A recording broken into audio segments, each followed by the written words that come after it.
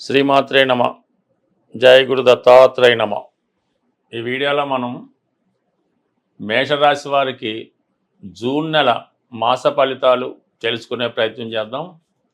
ముఖ్యంగా మేషరాశి వారికి ఈ నెలలో ఏర్పడినటువంటి అదృష్ట యోగాలు పరిశీలిస్తూ దాన్ని ఏ విధంగా మనం ఉపయోగించుకుంటే జాతకుడికి ధనయోగాలు కలిసి వస్తాయన్న విషయాన్ని మనం పరిశీలిద్దాం. మరి ఈ నెల ప్రారంభంలో మేషరాశి వారికి రాశి యందే శుక్రగ్రహ సంచారం జరుగుతుంది. ఏదైనా ఒక శుభగ్రహం రాశిలో సంచరించినప్పుడు జాతకుడి యొక్క ఆలోచన విధానం ఆ రాశికి అనుగుణంగా మారడం జరుగుతూ ఉంటుంది. మరి శుక్రుడు ధన సంపాదనకి కారకుడు, విలాసాలకి, ఖరీదైనటువంటి వాహనాలకి, సౌకర్యాలకి కారణం అవుతూ ఉంటారు. అందువల్ల జాతకుని యొక్క ఇటువంటి అవకాశాలు, మంచి హోటల్లో స్టే చేసే అవకాశం వస్తుంది. చాలా ఖరీదైనటువంటి వాహనాల్లో ప్రయాణం చేస్తూ ఉంటారు. అలాగే అవకాశం ఉన్నవాళ్ళు ఏదైనా తమ గృహాన్ని సౌందర్యంగా తీర్చిదిద్దుకోవడం, కొత్త వాహనాలు కొనుక్కునే ప్రయత్నం చేస్తారు. ముఖ్యంగా స్త్రీలు ఏదైనా వారి యొక్క అలంకరణ సామాగ్రి ఇంకా పెంచుకొని ఇంకా అందంగా కనిపించాలనే ప్రయత్నం జరుగుతుంది. ఈ ప్రయత్నంలో వాళ్ళకి అనుకూలంగా విలువైన వస్తువులు, ఆభరణాలు కూడా వారి యొక్క భర్త గారి ద్వారానో, ఆత్మీయుల ద్వారానో లభించడం జరుగుతూ ఉంటుంది. అంటే మీలో ఒక ఆకర్షణ పెరుగుతూ ఉంటుంది. ఎక్కడికి వెళ్ళినా కూడా సముచిత గౌరవం పొందుతూ ఉంటారు. మంచి ఆదరణ, గౌరవం కూడా పొందుతూ ఉంటారు. ఇది ఎక్కువగా సినిమా రంగంలో ఉన్న వాళ్ళకి, సేల్స్ రంగంలో ఉన్న వాళ్ళకి బాగా ఉపయోగపడే అవకాశం ఉంది. అలాగే ఈ సమయంలో మీరు ఏదైనా వివాహ ప్రయత్నాలు చేస్తున్నాం, పెళ్లి చూపులు వగైరా లాంటివి ఏర్పాటు చేసిన 100% అవతల వారికి నచ్చి తొందరగా వివాహం జరగడానికి కూడా కారణం అవుతూ ఉంటుంది. ఏదైనా ఒక శుభగ్రహం రాశిలో సంచరిస్తున్నప్పుడు జాతకుడి యొక్క అదృష్టం ఎక్కువగా ఆనందంగా, సంతోషంగా ఉండడం, ఎక్కువ ఎంటర్టైన్మెంట్ కార్యక్రమాల్లో పాల్గొనడం జరుగుతుంది. అంటే ఈ చిన్న కిటికీ ఏంటంటే జాతకుడు ఎంత సంతోషంగా, ఎంత ఆనందంగా, ఎంత ఆకర్షణగా కనపడితే అతని అదృష్టం కూడా ఆ విధంగా కూడా మారే అవకాశం ఉంటుంది. అలాగే బుధగ్రహం, మరి బుధుడు షష్టాధిపతిగా కుటుంబ స్థానంలో ఉండి రవిగ్రహంతో విద్యాయోగం ఏర్పడడం వల్ల మీ యొక్క వాక్చాతుర్యం పెరుగుతుంది. మీ యొక్క సంభాషణ, మీరు చెప్పే విధానం అవతల వారికి నచ్చడం వల్ల మీ యొక్క కండిషన్స్కి వారు ఒప్పుకొని మీతో వ్యాపారం చేయడానికి కానీ, మీతో కలిసి ఏదైనా వ్యవహారం చేయడానికి కానీ వాళ్ళు ఇష్టపడడం జరుగుతుంటుంది.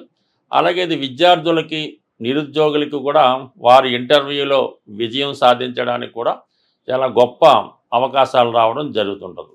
ఎస్పెషల్లీ ఈ జూన్ నెల 7వ తారీఖున బుధుడు 3వ స్థానంలోకి మారుతూ గురుగ్రహంతో కలియడం జరుగుతూ ఉంటుంది. దానివల్ల మీ కుటుంబంలో ఒకరికి మంచి అవకాశాలు రావడం జరుగుతుంటుంది. వారికి ఏవైనా ఉన్నత విద్యా అవకాశాలు కానీ, విదేశ ప్రయత్నాలు ఫలించడం కానీ, అలాగే వారికి ఉద్యోగంలో ఏదైనా మార్పు కానీ రావడం జరుగుతూ ఉంటుంది. అంటే 3లో ఉన్నటువంటి గురువు మీరు కూడా సహజంగా అందరికీ మంచి సలహాలు ఇస్తూ కొత్త విషయాలు నేర్చుకునే ప్రయత్నం చేస్తారు. మీ యొక్క ప్రయత్నాలు కూడా చాలా వరకు మంచివారి సహకారంతో నెరవేరడం జరుగుతూ ఉంటుంది. 2 శుభగ్రహాలు 3వ స్థానంలో ఉండడం వల్ల మీ యొక్క తోడబుట్టిన వాళ్ళకి, మీ స్నేహితులకి కూడా మంచి జరుగుతుంది. మీరు కూడా వారికి సహాయం చేద్దామనే ఆలోచనలో వారికి మంచిగా ప్రయత్నం, హెల్ప్ చేస్తూ ఉంటారు. అంటే 3లో ఉన్నటువంటి ఈ 2 గ్రహాలు 9వ స్థానాన్ని, సహజ భాగ్యస్థానాన్ని వీక్షించడం వల్ల మీ వరకు అనుకోకుండా ఏదైనా విద్య ద్వారా కానీ, వ్యాపార పరంగా కానీ అనుకోకుండా ప్రయాణాలు చేయవలసి రావడం, ఆ ప్రయాణంతో పాటు ఏదైనా ఒక పుణ్యక్షేత్రాన్ని దర్శిద్దామనే ఆలోచన కలుగుతుంది.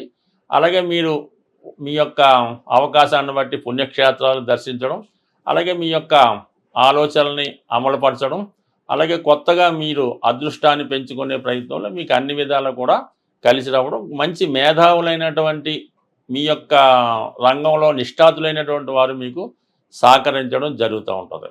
మరి ఇంచుమించుగా మనకి రవి ధనస్థానంలో 7వ తారీఖు నుంచి 15వ తారీఖు వరకు ఉండడం జరుగుతూ ఉంటుంది. సో ఈ కారణం వల్ల ఏంటంటే మీ సంతానం యొక్క అభివృద్ధి మీకు చాలా ఆనందాన్ని కలిగిస్తుంది. వారి యొక్క సలహాలతో మీరు ఇంకా కొత్త విషయాలు తెలుసుకొని మీ యొక్క ధన సంపాదించే మార్గాన్ని పెంచుకునే ప్రయత్నం జరుగుతూ ఉంటుంది. సో ఇక కుజుడు ప్రస్తుతం 4వ స్థానంలో సంచరిస్తూ ఉన్నాడు జూన్ 6వ తారీఖు వరకు.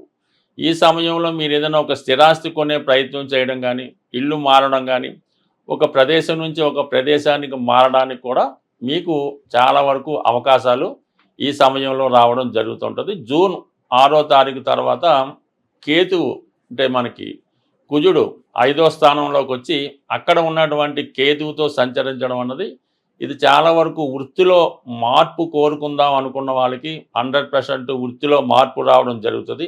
సడన్గా మీరు ఊహించని విధంగా ఉద్యోగంలో కొన్ని మార్పులు రావడం జరుగుతూ ఉంటుంది. అంటే మీకు కొన్ని సందర్భాల్లో మీరు గవర్నమెంట్ సర్వీస్లో ఉన్న పెద్ద పెద్ద సెక్టార్లో ఉన్న బాధ్యతలు పెరుగుతాయి, మీ మీద ఎక్కువ రెస్పాన్సిబిలిటీ పెరుగుతుంది.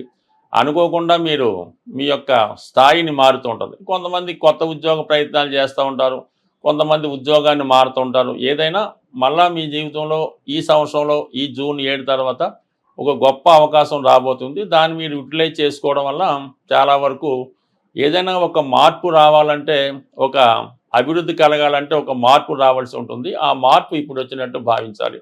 వీటన్నిటికీ తోడు మీకు 12వ స్థానంలో శనిగ్రహ సంచారం వల్ల ఏంటంటే, మీరు ఏదైనా ఇన్వెస్ట్మెంట్ చేస్తున్నప్పుడు మాత్రం జాగ్రత్తగా ఆలోచించి రిటర్న్స్ ఎంత తొందరగా వస్తాయో చూసి దాని మీదే ఇన్వెస్ట్ చేయాలి తప్ప ఎట్టి పరిస్థితుల్లో కూడా నమ్మకం లేని చోట ఇన్వెస్ట్ చేయడం వల్ల టోటల్గా నష్టపోయే అవకాశం ఉంది. బట్ ఏదైనా రాహు మీ యొక్క ఆదాయాన్ని నిరంతరం మార్చుకుంటూ ఏ రోజుకి ఆ రోజు మీ ఆదాయ వ్యయాల్ని సరిచూసుకుంటూ ప్రోగ్రెస్గా వెళ్ళే అవకాశం ఉంటుంది.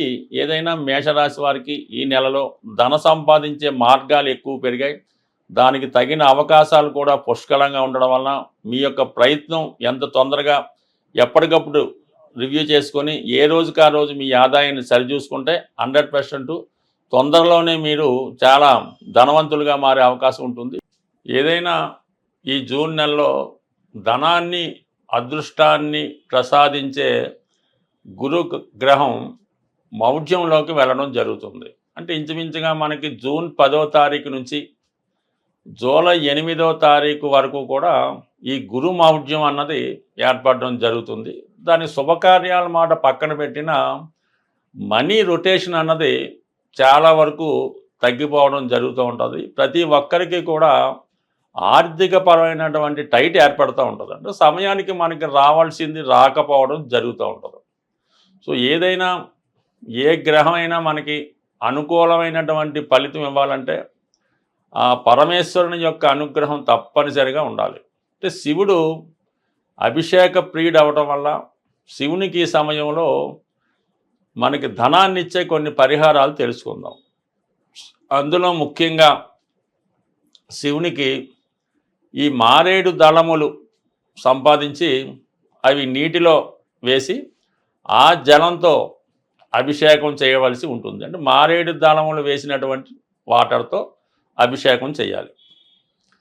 దాని తర్వాత ఏంటంటే రుద్రాక్షలు కొత్తవి తెచ్చి నీటిలో నానబెట్టి ఆ జలంతో అభిషేకం చేయడం వల్ల ఎంతటి కష్టమైనా పోతుందన్నమాట.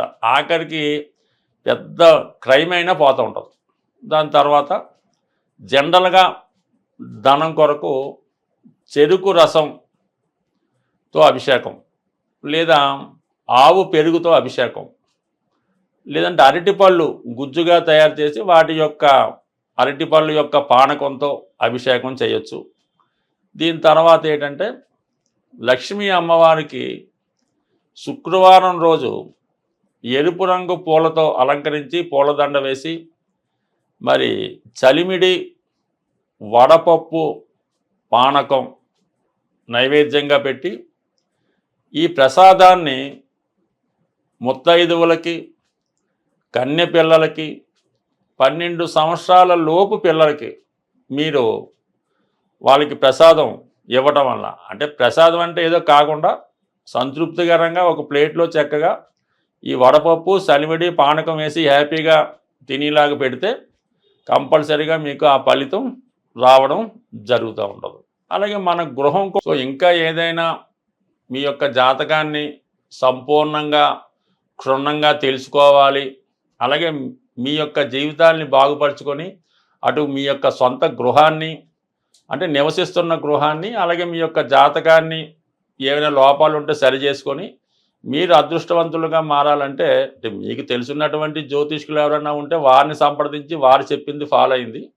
లేనప్పుడు ఇందులో ఇచ్చినటువంటి ఫోన్ నెంబర్‌లో మమ్మల్ని సంప్రదించడం వల్ల కూడా సాధ్యమైనంత వరకు మాకు తెలిసిన పరిజ్ఞానం ప్రకారం మిమ్మల్ని అదృష్టవంతులుగా మార్చే ప్రయత్నం కూడా చేసే ప్రయత్నం జరుగుతుంది. స్వస్తి.